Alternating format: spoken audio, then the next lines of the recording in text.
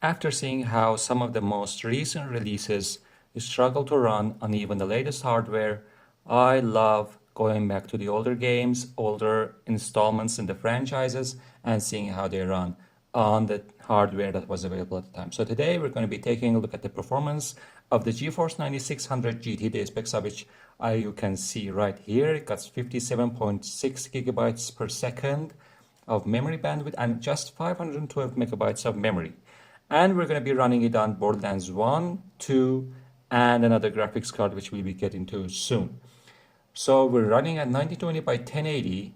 We have pretty much most of the settings turned up, and stopping filtering dynamic shadows, which is the most intensive setting in this game. If you turn it up, you can see that the performance almost doubles to 75 FPS. But because the game looks awful without shadows, we're going to be turning it on in this card. If you remember, if you watched the previous video on the 8600 GT, we didn't turn it on because it simply could not run.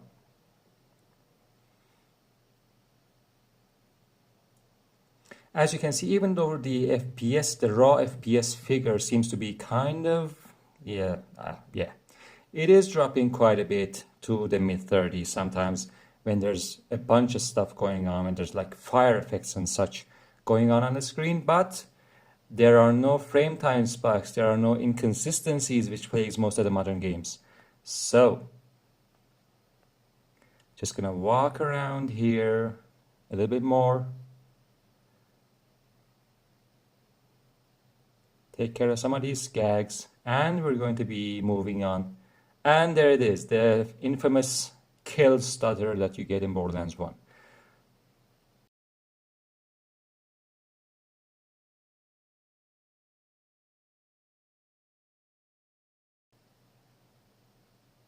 The reason you're not hearing any of the gameplay sounds is because the 9600 GT is so old. It has two DVI ports, no HDMI outputs on this thing whatsoever. And if you use a DVI to HDMI connector, you don't get audio. So this is pretty much silent and you have to resort to listening to my voice. So here we are, we're moving on to Borderlands 2. And as you can see, we're on at 1920 by 1080. Most of the settings are turned on. And just imagine how slow this card is, that just turning on the FXA takes a great chunk of your performance. So we're just going to move on to this area.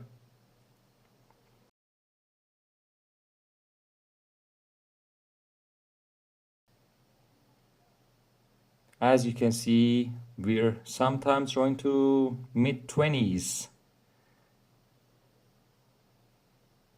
But you have to remember, guys, this card was released in 2008, I think, maybe 9. And even back then, it was kind of a below mid-range at that point. And the Borderlands 2 game that we're testing this was released in 2012. So 4 years later, just toggling on a few of the settings on and off, and you get a playable performance experience. Here we go, it's kind of get a bit more intense in this area. And we're dead. Let's see if we can get back up.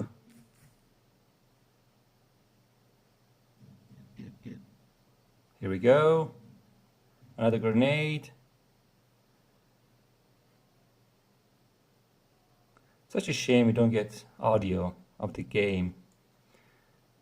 But we're not going to be having that problem on the HD 4850, which we'll be looking at after this one, because that card, even though it was kind of released around the same period of time, it had audio pass-through. It supported audio pass-through through the HDMI converter that you also got when purchasing the card. So you did get audio when you hooked up an HDMI display.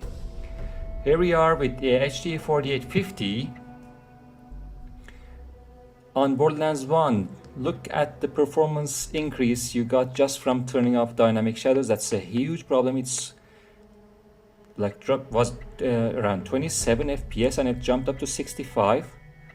That's crazy. Just the shadows doubles the performance. I should imagine there's a bit of a problem with the shadows in this game because Borderlands 2 doesn't have this problem. And turning off the shadows and turning down some of the other settings, even at 1080p, this is a completely smooth experience.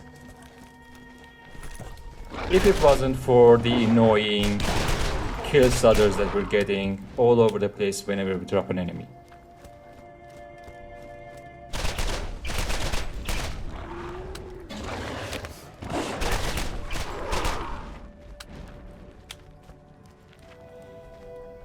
Now, I know that we're not kind of running the exact same settings as the 9600 GT, but we kind of had to drop the shadows in this card because it was simply completely unplayable with the shadows turned on. So we have to do what we can to get playable performance.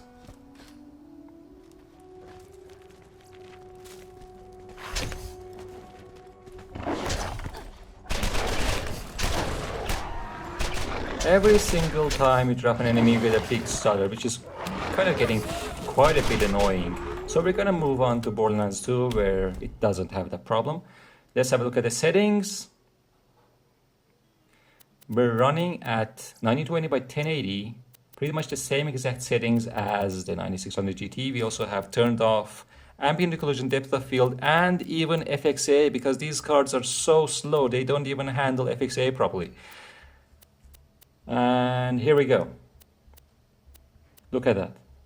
Turning FXA on and off takes like 10 FPS off even the already low FPS that you got. So here we go. We already got hit pretty hard.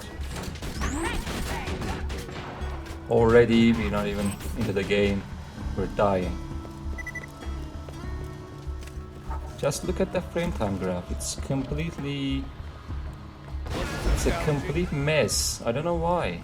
It shouldn't be doing this. I should also mention that both cards are 512 megabytes of memory and around 60. The 9600 GT has 57 and this one has 64-ish gigabytes per second of memory bandwidth. Let's see if I can get this guy. If I get out there, I'm pretty much dead meat. So I have to take him out here and we're done. You do get quite a few stutters with this 4850, and the card itself is also running kind of hot. So I just moved on to a slightly more intensive area to see how the card does before we wrap this video. And we're getting around high 30s to low 40s. So that's pretty much it. If you did enjoy this video, please drop a like and subscribe to the channel. And I will see you guys later in a new video. Take care of yourself, guys. Bye.